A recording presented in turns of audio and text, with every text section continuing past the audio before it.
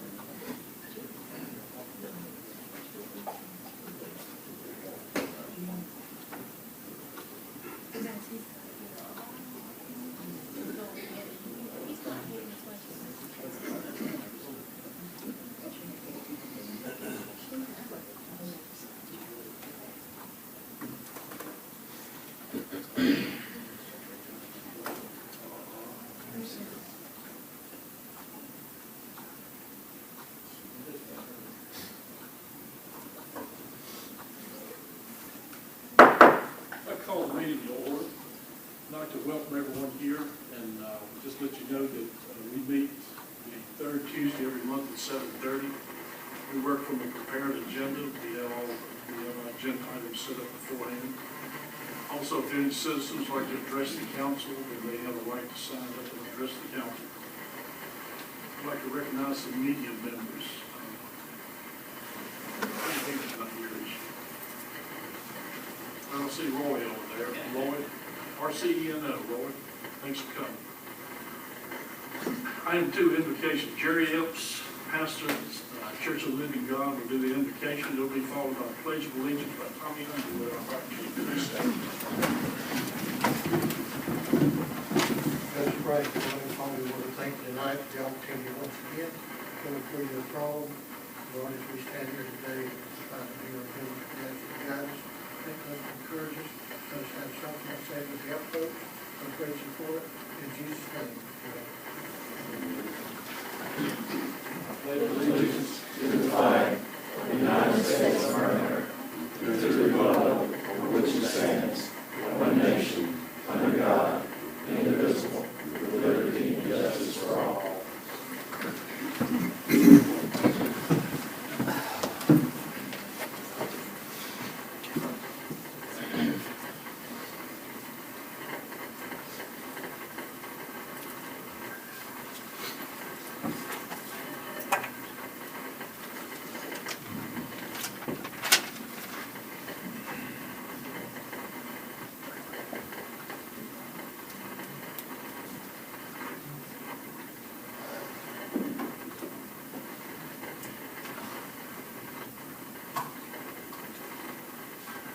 Item 4 are proclamations we normally do at this time, and I've got a couple of special ones. And I'd like for both of these guys to go up here. I'd like Jim Wilson and Bill Holcomb to come forward, please.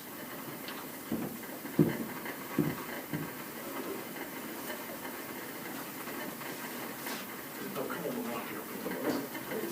Maybe one up front.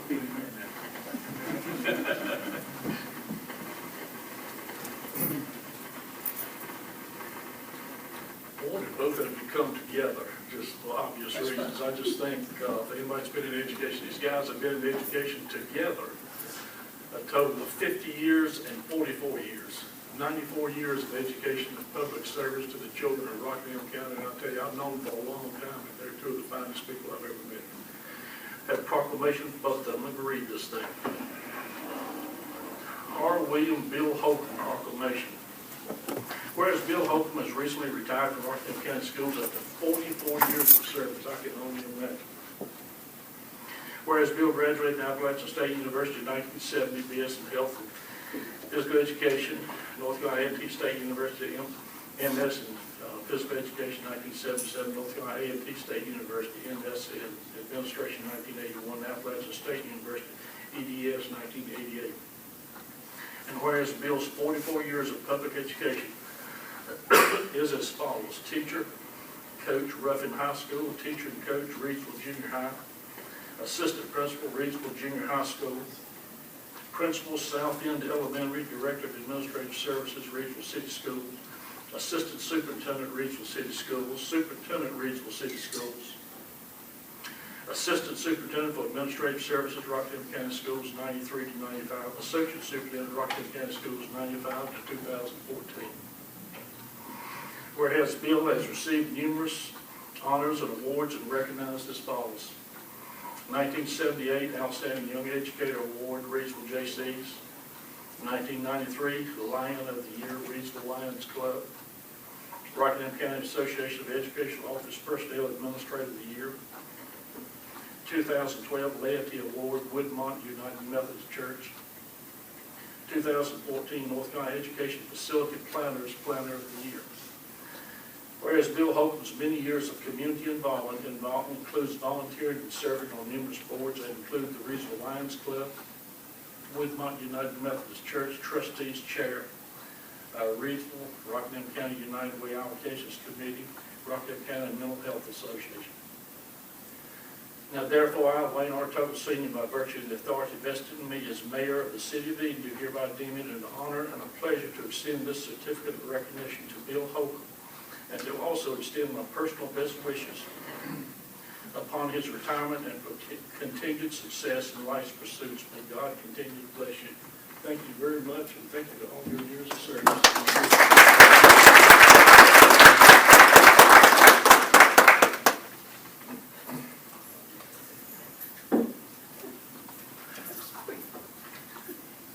Now, my good friend Jim Wilson, I was actually his assistant principal at one time. This goes back a couple of years ago, right? Jim Wilson proclamation.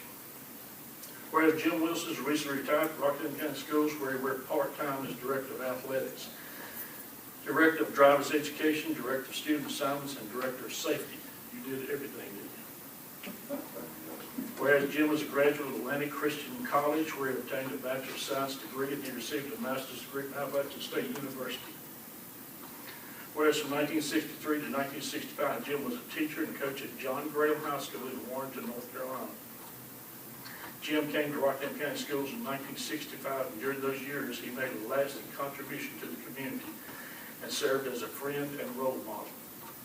And whereas Jim Wilson's many years of profession in Rockingham County include Draper Junior High, teacher and coach, Holmes Junior High School, teacher, coach, athletic director, assistant principal, and Moorhead High School principal, Eden City Schools, director of secondary education, director of vocational ed, Rockingham County Schools, director of athletics, director of driver's ed, director of student management system, director of secondary education, and director of safety.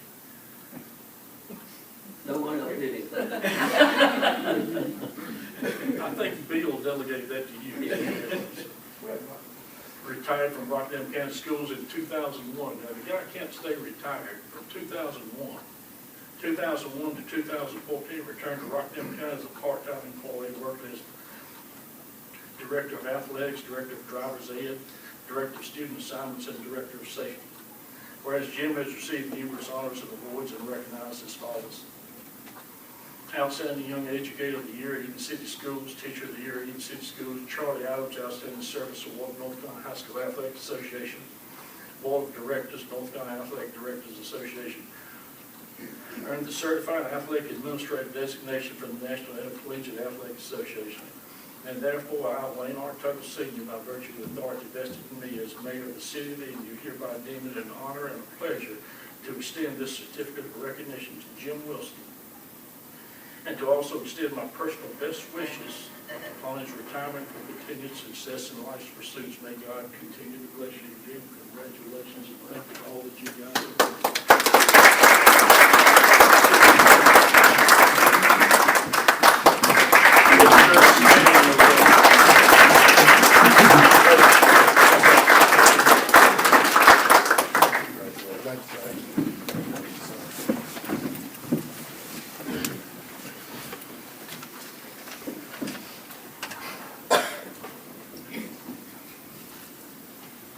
And the third proclamation is something that probably all of us ought to think more about.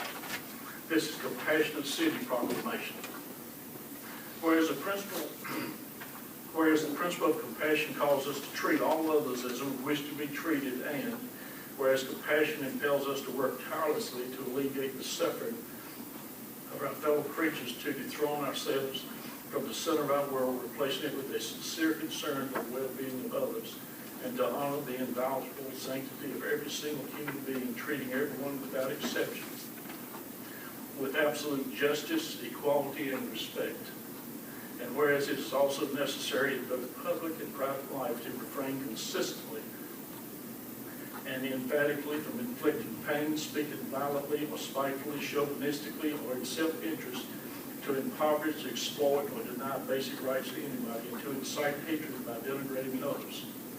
And whereas we urgently need to make compassion a clear, luminous, and dynamic force in our polarized world, rooted in a principle of determination to transcend selfishness, to break down political, dogmatic, and ideological boundaries. Therefore, I, Wayne R. Tucker, Mayor of the City of Eden, hereby proclaim Eden to be a compassionate city and urge everyone to restore compassion to the center of our communal life. Thank you.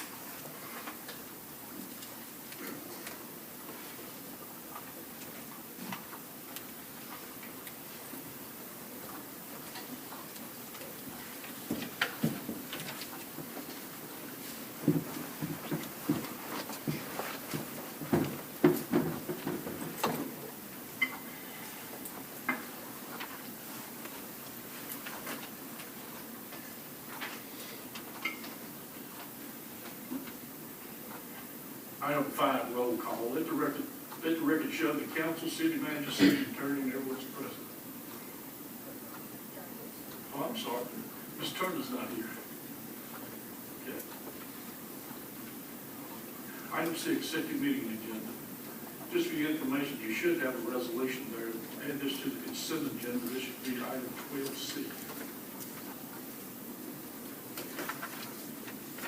Is there a motion to set this meeting agenda? Motion. Is there a second? Any discussion? All those in favor say aye. Aye. All those opposed, no. Agenda set.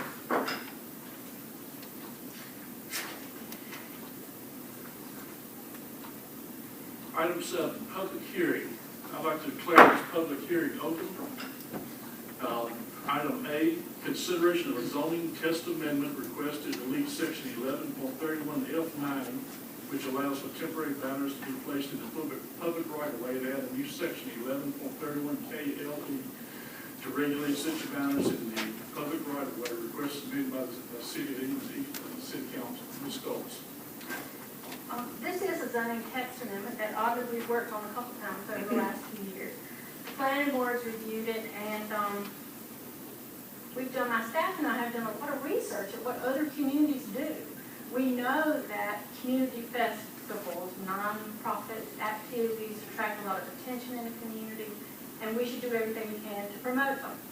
We know that because you all declared a position for a tourism director. However, we've got to be careful with the rights of way, how things are done, how they look. So what we did is took an amendment we had taken to planning board a couple of years ago with some changes that we put in after I had a long conversation with my friend Mike Doherty. And what this would do is stop temporary banner requests from coming to you all. So they could come in under certain parameters, get a sign permit for their banner at any point, just like anybody else can. We would like to have that done, the things issued by staff, and the permit would have to be issued before we installed a banner, anybody installed a banner or sign. A number of years ago, the city council decided that with things like this, a nonprofit organization can receive their permit free. So it's not like it would cost them anything. We just want to know they're going up, know they're coming down, and to regulate them. No banner, according to this amendment, would be permitted for any longer than 3 weeks prior to the event and have to be removed within a week after. We think, based on what other communities do, that's fairly liberal. Gives people time to get them up, put them down. And any banner or sign that's left up after all that, the department will take down.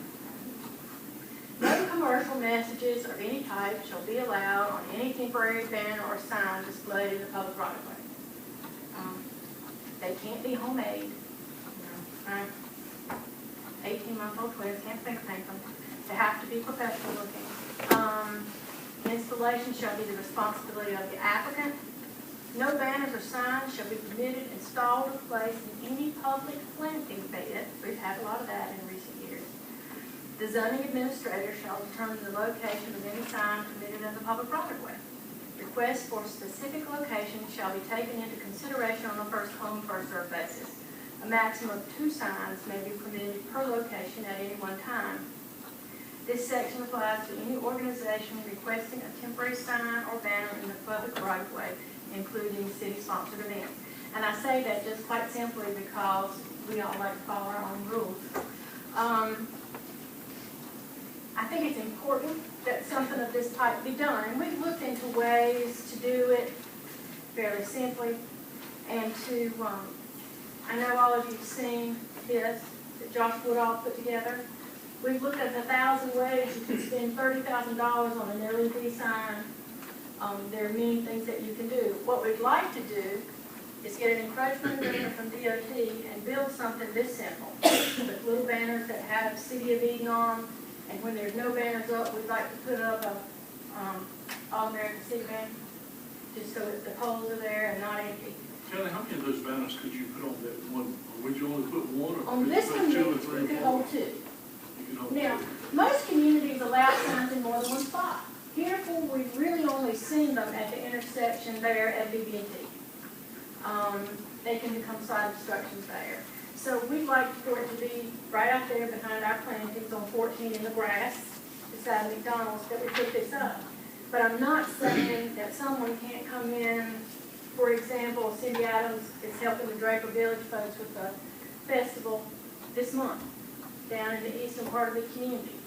If there's somewhere down there that they want to put a sign and it's either public property or a property owner agrees to it, I don't think it can always be a bad thing. So I would like to leave our organizations a little bit of flexibility.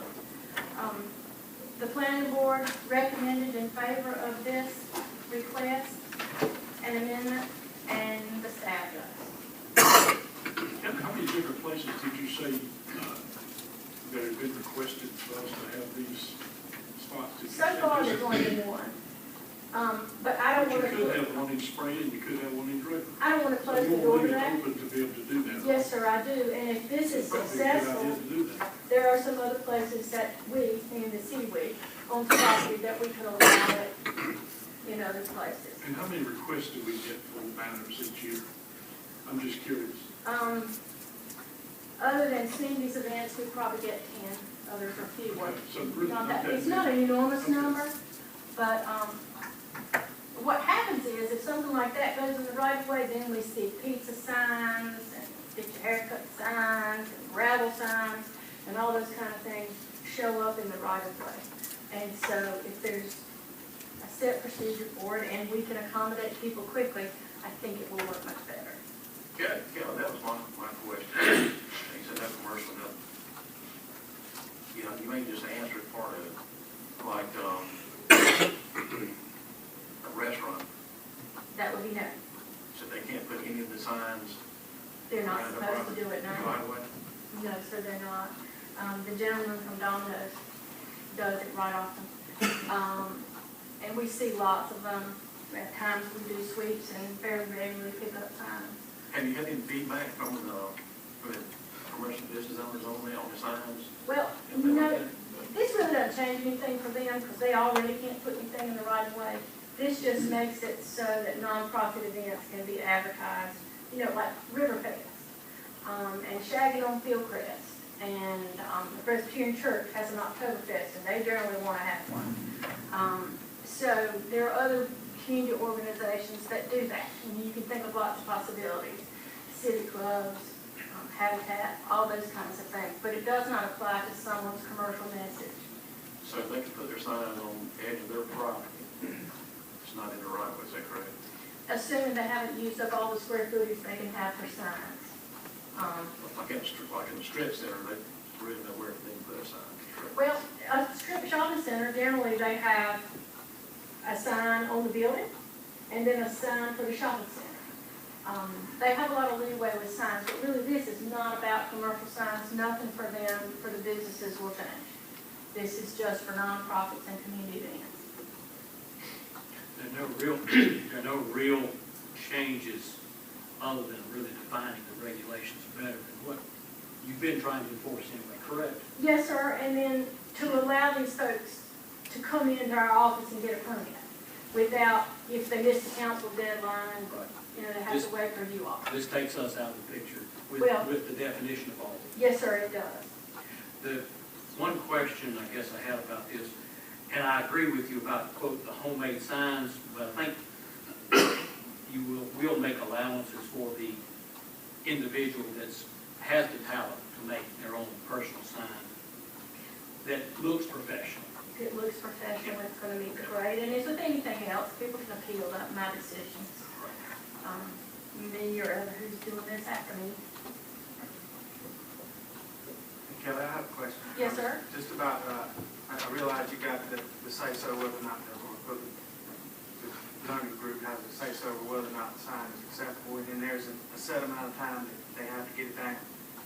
I didn't see, and I don't know if there is, any kind of penalty or punishment per se for not getting it down. If so, would people take advantage of you and say, hey, we're through with our event, let them go get it down? Well, yes, we can send them violation notices, and the next time they want to sign, you know, we can tell them.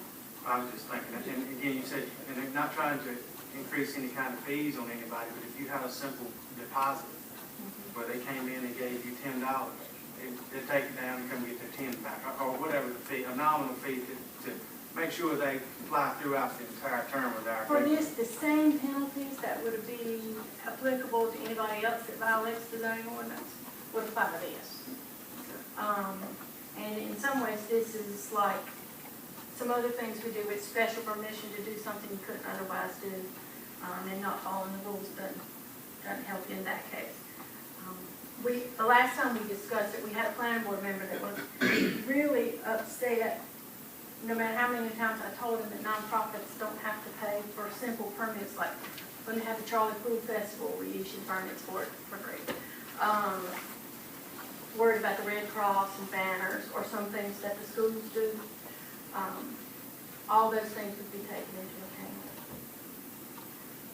So you're comfortable with the fact that, and I'm sure most of them comply and come and take them down, especially if they're professional signs, they're probably going to reuse them. So, but I just want to make sure y'all didn't get stuff cleaning up because somebody didn't want to take the time to get it down. I appreciate that, but I think we'll be okay. They usually have a lot of money in the signs and want them back because they do use them. Kelly, Yes, ma'am. you're just talking about permit over by DD&T. No, Is that- ma'am. Okay.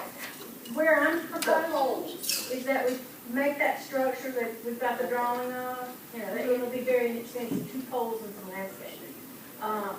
And then see how that works, but not preclude people that might want to do it somewhere else, to give them the opportunity as long as there's no side obstructions and those things. Sometimes when we have the Pottery Festival at Kingsway, they need to put a sign right out there in front of the shopping center, and so far it's been tricky for me to permit that. So I want to be able to do that for not only our own staff that does those things, but other people, without creating a precedent that gets the right of way filled with, most of you are too young to remember Burma Shade signs, but there's a big thing in planning, they had signs that you went along the road, and it told the story as it went along. You get a lot of that if you're not careful, and it is a lot of clutter in the right of way, not conducive to our community rules.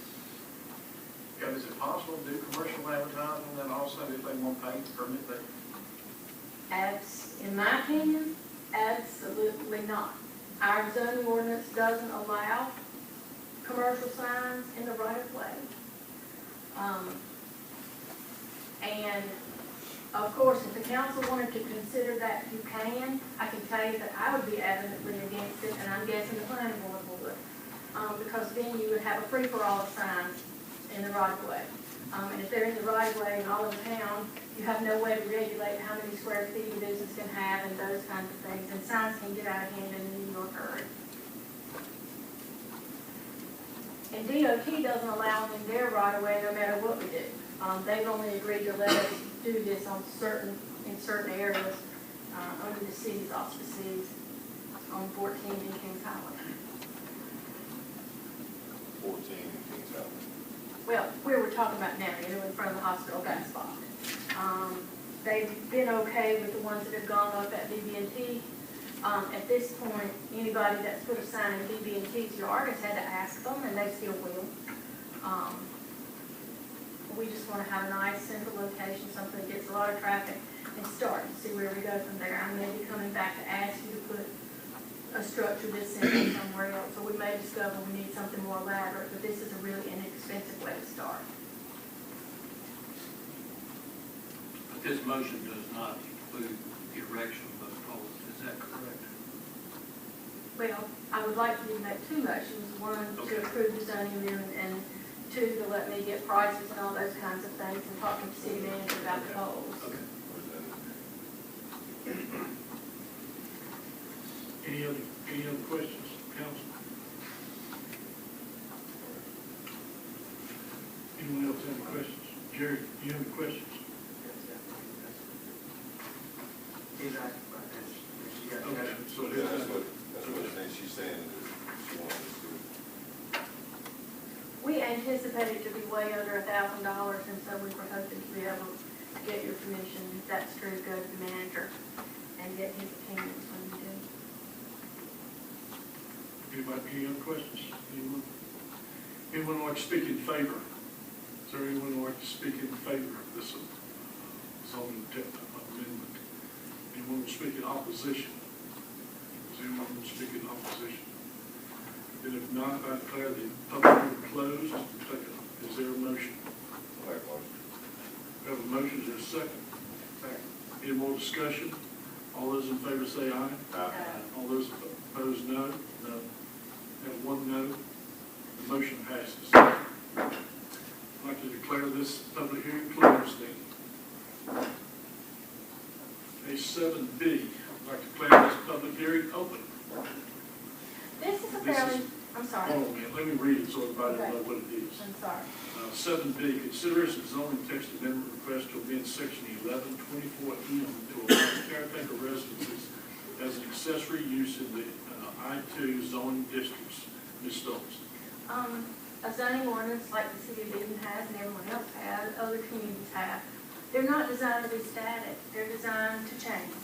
And over the course of my career, I've had lots of interesting requests that at first just sort of turn your head, and then you realize, after doing some research, there's certainly some merit. Within the course of 2 weeks, I was asked about having a caretaker that lived on site of an I-2 style industry. One of them was the gentleman that bought and reopened the quarry down where Solite used to be. And at their quarry in Mount Airy, they have a police officer that lives there on the site, and it is cut down on vandalism and other issues. And so as we looked at it, and I talked to my contemporaries over the internet, your staff decided to recommend that we consider those only on parcels that are 50 acres or greater, and only for an active industrial use. If the industry shuts down, the residents would have to shut down. This was initiated by the planning board, and on large and remote industrial properties, there's concern about vandalism and other security issues which might arise. In other jurisdictions, this type of use has been allowed, and I believe that with the considerations that we've given, that it's appropriate for our jurisdiction. Your staff recommends in favor of this amendment, as did the planning board. Any questions from council? Who monitors the residents? The staff, planning staff, yes, sir. Any other questions? Anyone like to speak in favor of this amendment? Anyone like to speak in favor? Is there anyone like to speak in opposition? Is there anyone like to speak in opposition? And if not, I declare the public hearing closed and take a motion. Make a motion that we approve the text amendment to zoning case Z 14-03. Is there a second? Second. Any discussion? All those in favor favor say aye. Aye. All those opposed, no. Motion passes. All right, I'd like to declare the third public hearing open. And this is item 7C, consideration of zone text amendment request to amend section 1124I-8 to allow funeral homes as a permitted use in the business Highway 1 zoning district. Ms. Stoltz. This is another time where times change and requests change. Traditionally, in the American South, funeral homes have been in large, older homes in residential areas.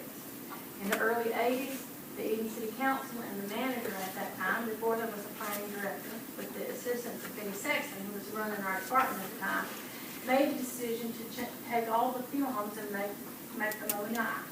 Now, the one that's out, Boone Cook, is out in the western part of our community, and it was constructed before any of that was even in the city's extraterritorial jurisdiction, and it is owned business highway. So a few weeks ago, we had some gentlemen come in and they asked about doing a funeral home in a highway zoning district. And the more I thought about it, the more sense it made to me. Generally in that district, you're going to have parking on site. Those roads are adjacent to major arteries. You know, this kind of district obviously is on a major road. And they certainly are not bad neighbors. And so it's the opinion of your staff and your planning board that a funeral home would be compatible in the Business Highway 1 district.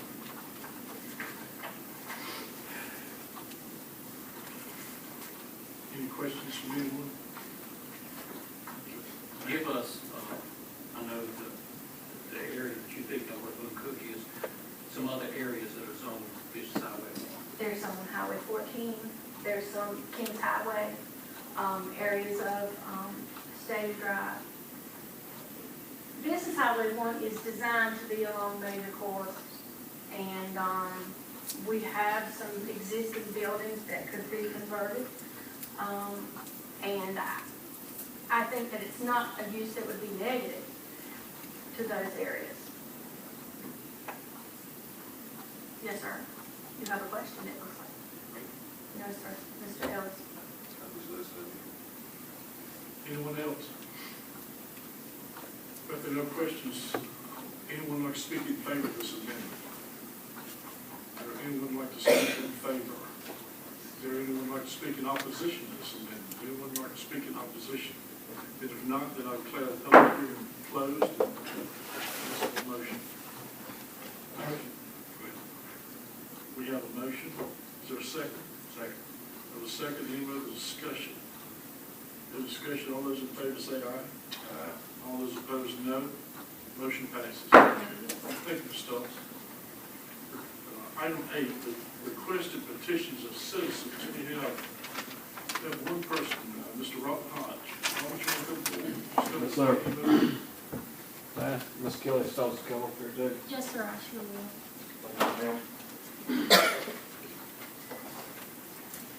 Robert, can you give us your address, please? 16 Spring Street, East North Carolina. Been there for 44 years.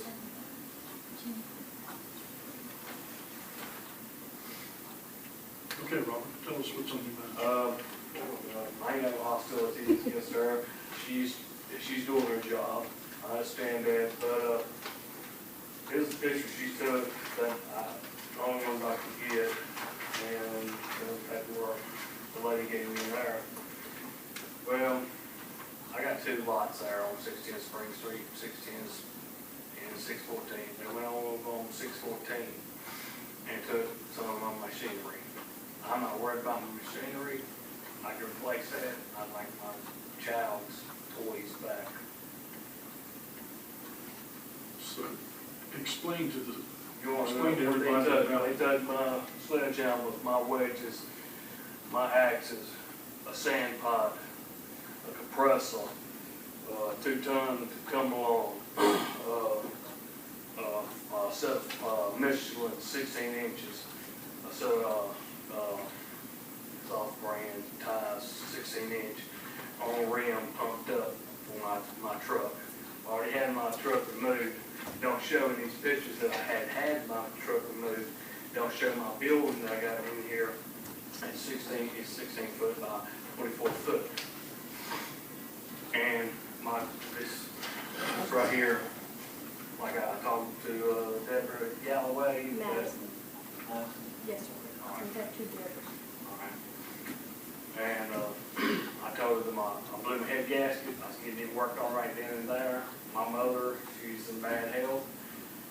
She had problems over at in Penn. I had to be over there. I drive a truck. And today, this was taken right here. The day after this, I was over at Weedy. Got up to 115 degrees. I had to stop. I had all this down right here. I can't show you, but had all this down here. My upper lot's weed-eated. I already started on my lower lot where my house is at, from my sidewalk to the road, weed-eated. And I was doing it, and I asked that lady, for a little time, because I'm having so much trouble at my house, with my mother. She's got Alzheimer's, a whole lot of things, back surgeries and everything else. And I'm the only driver, because the rest of my family is drunks. It's like it is. Ms. Stokes? Mr. Hodge and I have had a relationship that began in 2002. Knows before that. And we've had a number of complaints about his property. In this particular case, we got a complaint from a resident and went out and took pictures and sent him a notice. At that point, On 6/13. Kelly, is it mostly weeds, it was high grass, that type of weeds, stuff? junk, high grass. Now, when, what happened was we waited the requisite time. I'm looking for the exact date that the notice was sent. May 15th, and it was cleared. First notice says right here, 6/13. But at any rate, the time passed, and as we're doing now, the process has changed. Once my inspection staff went out and checked it to make sure that it had not been abated, we sent a work order to Mr. Dishman. And he and his staff, he sent them out to clear the property. And what Paul tells me is they went out, there was an area that had been mowed, with a lot of stuff still there. They put the tools, toys in that area. And he looked at some of the things that were there, and they made some decisions about some things to leave, and cleaned up the rest of the property and did the mowing. And you talking hand tools, it's not cheap. They take my hand tools, or ratchets, sockets, screwdrivers. It's like slow stuff. I can't say right now what they took. But my compressor should be, you should be able to look at the compressor and say, hey, this is not a piece of junk, because my sand pot's sitting beside it, sandblast metal. And they went on to 6/14. I tell you what, I think probably the only way to solve this is, how about if I turn this over to the chief of police and let him get in touch with you? And you can talk to him about it, and he'll try to settle it one way or the other, okay? You got a telephone number you can call you on? No, I don't see him. I'll go see Greg. Or chief, one of the two. Okay, either him, Greg Light. Yeah. So you know Greg Light? Yeah, let's go. If you can go to Greg and talk to him, and what I'll do is I'll have the city manager refer this to them and let them solve it. And talk to you See, about it. well, I'm missing 2 surveillance cameras, too. We just Forward out. make a list of the things, and anyway, Oh, I'd like to. you can talk to Greg and work it out then. You wanna do that? Well, me and her can work it out. I mean, she's a fine lady, don't get me wrong, she's doing her job, I understand that. She's got a job, I know. And I've moved out of my house too, because so much thieving and everything's going on there. I've got a 6-year-old son, I'm terrified of him being there. I'll tell you what, Robert, see if you can work it out with Kelly, and if not, then we'll turn it over to the police department, let them try to resolve it for you, okay? Listen, I appreciate you coming, Yes, thanks. sir, thank you. Yeah. Continue on. Yes, ma'am, I will. Thank y'all, y'all have a wonderful day and a safe one. Item 10, new business. Item A, approval and adoption of amendment to Chapter 10, Article 12 of the City of Eden, North Carolina Code of Ordinances. Mr. Underwood, Chief Underwood.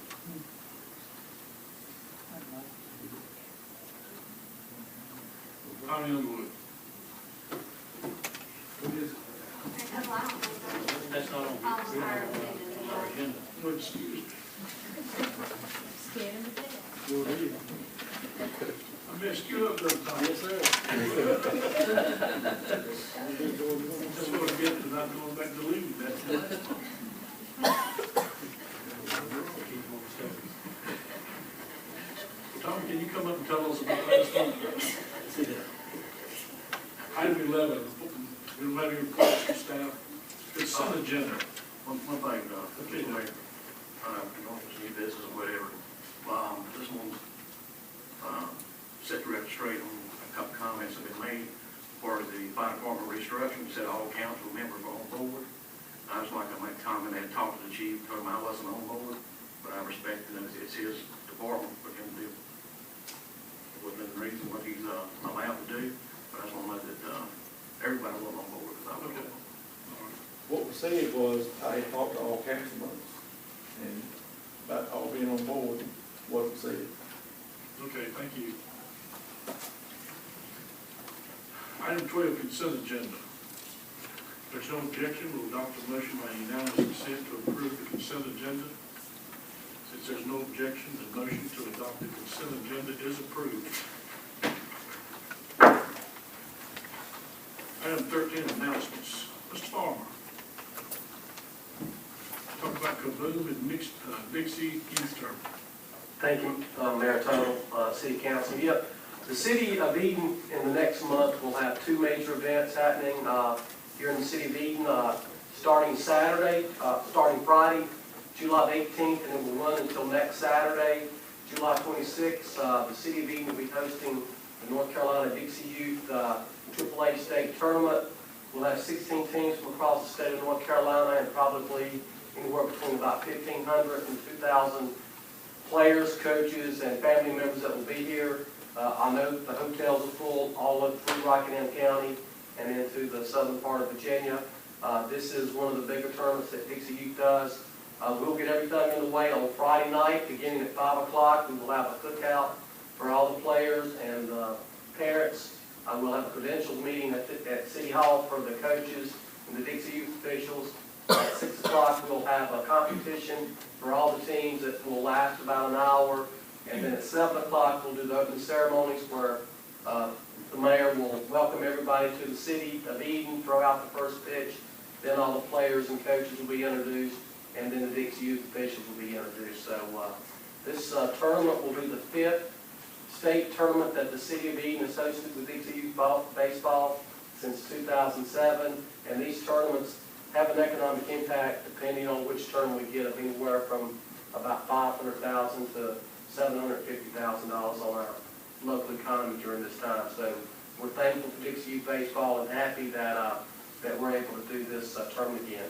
The next thing that we have coming up, and this will actually take place on August the 16th, but this has been a process that's really started back in February. If all y'all remember, we were designated the Playful City Award for this year by Kaboom. And we were like one of 143 cities across the United States that was designated that area. We finally got our welcome signs from Kaboom. They'll be placed on 14 as you come in from the Reidsville area and from the Virginia area. We'll be getting those up here in the next week or so. But what happened when we were designated that Kaboom Playful City, that allowed us to apply for some grants with them. And what we've been able to do is apply for a playground grant, and we have been awarded a playground grant from Kaboom with their charitable trust group, and the KB Reynolds is the charitable trust that is partnered with Kaboom to do that. And KB Reynolds will be doing 2 playgrounds in Rockingham County this year as what they're trying to do to make Rockingham County a better place, and we were fortunate to be the first one too. Our bill day will take place on August the 16th, and this will take place at the Morgan Road Park, which is right beside the Garden of Eden Center. We'll begin about 8:30 that day, and we will build a playground. We'll build a playground from 8:30 that morning until about 3 o'clock that afternoon. What we have to do is recruit 200 volunteers to help install the playground.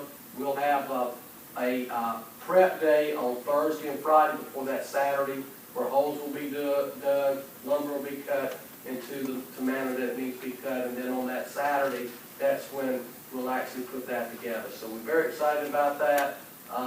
And what's unique about this playground, back on June the 16th, on June 24th, we had a design day where we had 30 kids and about 35 parents meet over at the Garden of Eden Center, and they actually came up with what they wanted this playground to look like. And then last week, the playground manufacturer put their ideas together, sent us 3 samples of what they wanted, and what we did is I got the children from our summer day camp, which was part of that, and the adults that was part of that process to pick a design. So we picked a design that the children and the community actually wanted. So this is something I think is going to be special, and it's not just an Eden thing. We're trying to get everybody in Rockingham County involved, because we want to improve the health of not only the people in Eden, but of all of Rockingham County. So exciting month coming up, very busy month for Parks and Recreation, but the Dixie Youth Tournament, as well as this Kaboom project, is all the city departments working together to do something good for the city of Eden. Well, listen, of course, we keep getting these tournaments, the Kaboom, these type things. You know, I want to thank you and your staff. I mean, you guys, you don't just get these things unless somebody puts in the time and effort to request these things, and there's a lot involved in, you know, when we get these. So really, thank you guys for doing that type of stuff. Thank you very much for allowing us. Also, did you, I'm sure you got the letter on Tank, didn't you? Did you get this I letter? did from Ms. Roy, I certainly did. I want to read this to the council. I don't know if you guys got this or not, but I think this is typical of the kind of Eden employees we get it. When I get something like this, nothing pleases me anymore than to hear about people that what they see in the city that are great employees. And this is addressed to the city manager. Says, I don't usually send emails like this, but I have to tell you what an exceptional person you have working for you. It has been a pleasure working with Kathy Tank. Of course, she's got in parentheses at Freedom Park. We have got game fast pitch. Have nothing to kudos to this one. Freedom Park is always presentable. Trash picked up throughout the day. Cans emptied and never overflowing. Bathrooms always well stocked and clean. Not an easy task when you have 300 plus teenage girls along with parents, grandparents, and friends in and out all day. Tank is extremely efficient, polite, and helpful. Above all this, she still takes time to acknowledge the people visiting our city, even if it's just the nod of her head. These are rare qualities we don't find these days. I hope the city of Eden knows what a jewel they have. I figured out why her nickname is Tank. For her to accomplish all this, she has to be a tank. So, like I said, I hope you shared this with her. And even what I read earlier about being compassionate, I think so many times we find reasons to fuss and fight and argue and find fault with people. And, you know, it sure is nice to see people like this right here that looks for the positive things in life.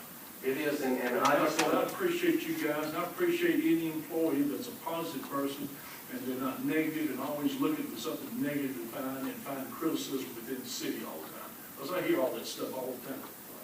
Well, thank you, and Thank you very much. And I think all the employees for the city do a remarkable job, and you know, and I'm very thankful for the ones that work for me. But I think that's why I tell everybody that I come in contact with that the city of Eden is a great place to work, live, and play, and it's because of the people that make this city the way it is. Everything's about good people and positive people, and people don't complain and gripe all the time. Correct. Thank you very much. Thank you.